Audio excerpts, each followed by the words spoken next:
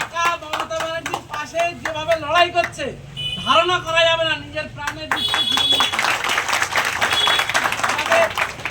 আমাদের দিদি, আমার অভিভাবিকা, আমাকে একসঙ্গে কাউন্সিলার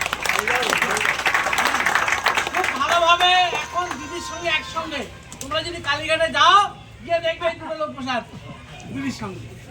আমার রত্নাদি আর আমাদের তো সবাইকে চেনেন, আমাদের চেয়ারম্যান সাহেব। প্রথমেই আমাদের চেয়ারম্যান রঞ্জিত সাহেব প্রথমেই আমি তাদের ধন্যবাদ জানাই, যারা বয়োজ্যেষ্ঠ তাদের আমার নমস্কার। আপনারা জানেন যে গত বিধানসভা ইলেকশনে আমরা কিন্তু হারিনি, জোর করে আমাদের হারানো হয়েছে এবং তার সত্ত্বেও আমরা মেদিনীপুর বিধানসভায়